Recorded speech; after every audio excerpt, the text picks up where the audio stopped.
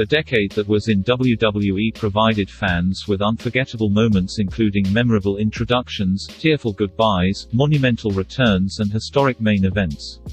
All proved the power wrestling can have, the emotional impact it can leave and the reasons we love it.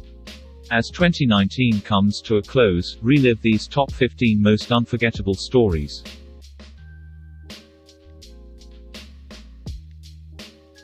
One week after WrestleMania 27 in April 2011, then World Heavyweight Champion Edge took to the squared circle for what was billed as a major announcement. Fans were saddened when the Rated R superstar revealed he had to retire from professional wrestling due to continuing health concerns following a neck injury in 2002. One of the biggest stars of his generation, a multi-time world champion and one of the most successful heels ever, Edge walked away from the industry he had loved from childhood, physically unable to give it any more than he already had. As the decade comes to a close, rumors continue to hint at a possible in-ring return for Edge, as noted by PWInsider.com's Mike Johnson.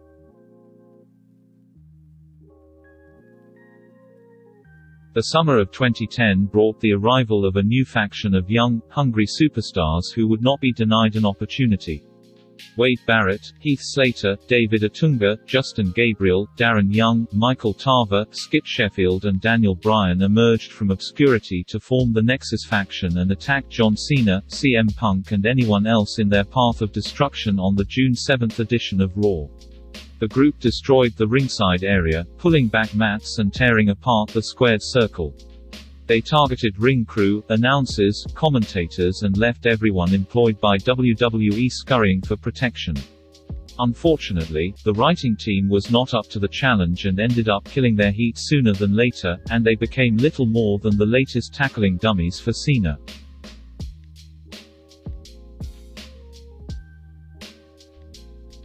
The face-painted hero of WCW was its top babyface, and when the New World Order erupted in the mid-1990s as part of the Monday Night Wars, he became its silent guardian and savior. Not even Ric Flair could claim to be as synonymous with WCW as the Venice Beach native. Even when Sting had the opportunity to join WWE after the demise of WCW in March 2001, he opted to sign with Total Nonstop Action Wrestling, still wary about what awaited him in WWE. Sting would go on to enjoy a lengthy and successful run with TNA, but the dark cloud and constant questions about a run in WWE continued to hang overhead by 2014, and after resisting for so long, he finally joined the company for a string of shows leading into WrestleMania 31. Arriving at Survivor Series, he was greeted by a massive ovation from a fanbase that still recognized him as one of the biggest stars of his generation.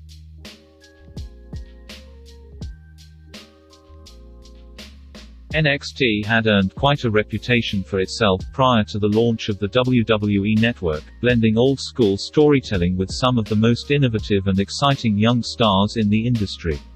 So, when WWE launched its streaming network, management offered COO Triple H and the NXT brand the first crack at a live event special on the platform in February 2014. Appropriately dubbed NXT Arrival, it would feature Paige vs. Emma for the women's title, Neville vs. Bo Dallas in a ladder match for the NXT title and another classic encounter between Sami Zayn and Cesaro. Ever since that night, NXT has become the breeding ground for WWE's stars of tomorrow. It has also developed into the most consistently great of the company's products and delivered its best matches.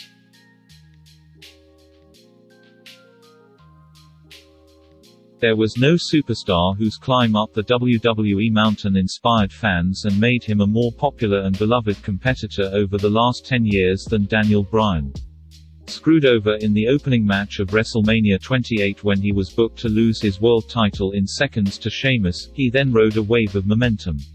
Suddenly, fans began chanting, "Yes," with him, cheered him despite his obvious status as a heel and were very vocal in the support. When his two-year journey back to the top was capped by his WWE World Heavyweight Championship win at WrestleMania 30, it looked as though the industry was his to reign over for the foreseeable future.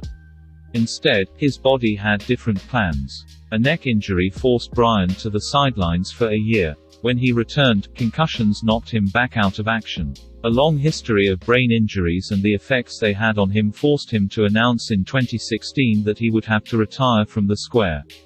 He would remain a key member of the television product, serving alongside Shane McMahon as SmackDown general manager. Then, in 2018, Bryan revealed that after years of hard work and dedication to his body and well-being, he had finally been cleared to compete. There followed a high-profile feud with The Miz, a heel turn that sparked one of his most creative personas and another WWE Championship reign.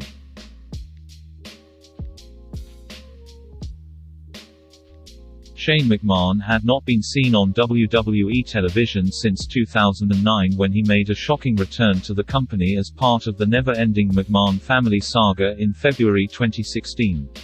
The prodigal son walked the aisle, came face-to-face with Father Vince and Sister Stephanie, and soaked in the thunderous welcome from fans who were genuinely excited to see him back on screen.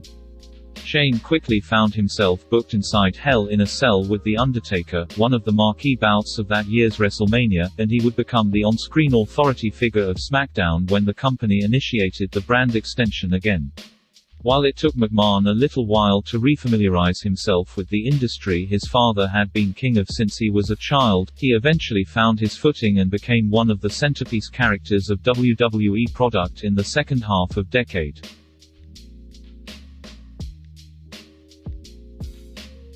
A seemingly unimportant, 30-second match between the Bella Twins and the team of Paige and Emma on the February 23, 2015 episode of Raw sparked a social media movement known as #GiveDivas_a_Chance.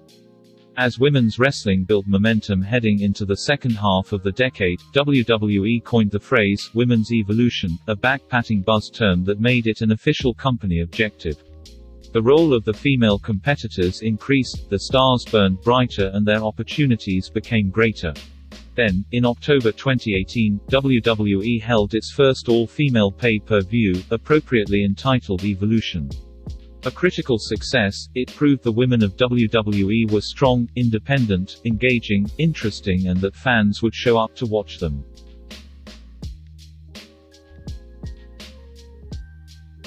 Roman Reigns had worked so hard to finally defeat Brock Lesnar for the Universal Championship at the 2018 SummerSlam event that when he finally did, most assumed his reign would be a lengthy one. On October 26 of that year, Reigns took a microphone and introduced himself to the WWE Universe as Joe, then revealed he was battling leukemia for the second time in his life. He would go on to relinquish the Universal title and walk away from the industry.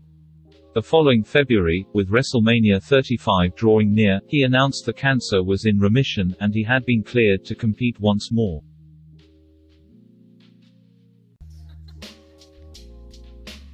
Just 24 hours after a massive WrestleMania 28, Brock Lesnar stunned the world by returning to WWE, leaving behind an MMA career that had been extremely good to him. Setting foot inside a WWE ring for the first time in 8 years, he dropped John Cena with an F5 and stood tall to close out the post-Mania episode of Raw and announced to the world that no superstar was safe from his unrelenting fury. Lesnar returned to the company on a massive deal and immediately earned critics for his part-time status. This, despite the fact guys like CM Punk and Daniel Bryan were putting in a ton of work but could barely sniff the figures offered to the former UFC heavyweight champion.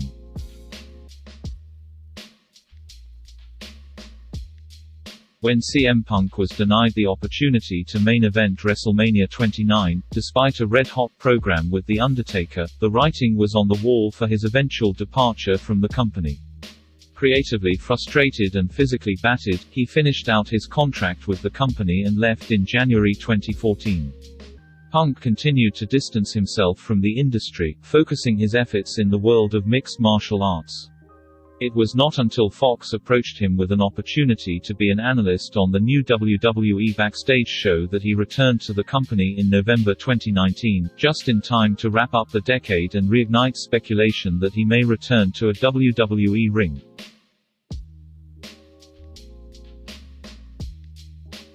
The signing of Ronda Rousey in 2018 brought the WWE Women's division the right amount of star power it needed to take the next step. Becky Lynch, Charlotte Flair, Asuka, Bayley and Sasha Banks had all headlined pay-per-views before, but they needed a star of Rousey's magnitude to the opportunity to main event the biggest night in sports entertainment, WrestleMania. On April 7, 2019, Rousey entered MetLife Stadium in East Rutherford, New Jersey as the Raw Women's Champion, while Flair was the SmackDown title holder. Meanwhile, Lynch was the hottest star in the industry, the man and the last kicker ready to take all the gold. Together, the three etched their names in the history books, main eventing the biggest show of the year and writing the latest chapter for the women's evolution. The star-studded event concluded with Lynch becoming the first competitor to pin Rousey in a WWE ring and the new Raw and SmackDown Women's Champion.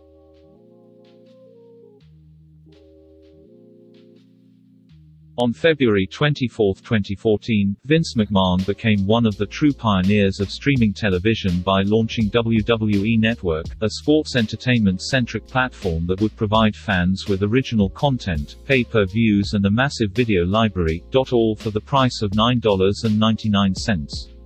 Also included the annual sports entertainment spectacle WrestleMania. In the 5 years since then, the network has aired live event specials, acclaimed documentaries and become the official home of NXT until its jump to cable and the USA Network earlier this year.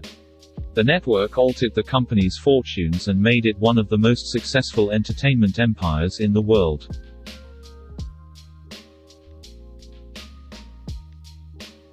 The Rock's once-in-a-lifetime showdown with John Cena was so surprising.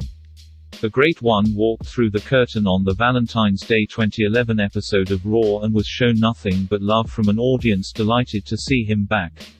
He wasted little time targeting Cena, calling him out for derogatory remarks the franchise star had made about him in interviews of his own. That sparked a rivalry that would carry the Icons through the next year and culminate with a massive, historic, big money match at WrestleMania 28 in April 2012. In front of his hometown fans, family and friends, Rock overcame a game Cena and defeated him with a bone-crunching rock bottom.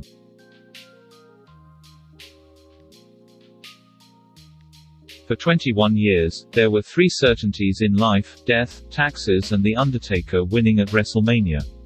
His streak had become synonymous with the event and was as anticipated as any World Championship match every year. The Phenom was the one performer Vince McMahon knew he could build his epic event around. That is why his loss at WrestleMania 30 to Brock Lesnar remains as shocking as it was at the time. Fans watched in stunned silence as the Beast incarnate made his way up the ramp, enjoying the signature victory of his career while the conquered Deadman lay motionless in the center of the ring. For so many, the streak meant so much. The Beast becoming the one in 21-1 meant equally as much, even if fans continue to debate the wisdom of bestowing such an honor on an already established star like Lesnar.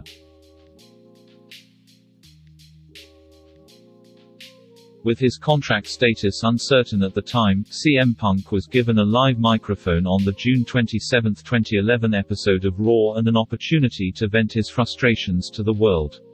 He did just that, taking aim at the upper management he felt held him down, sycophantic suck-ups like John Cena and The Rock, Vince McMahon's idiot daughter, Stephanie and doofus son-in-law, Triple H, and the fans he felt were just as responsible for his frustrations as anyone.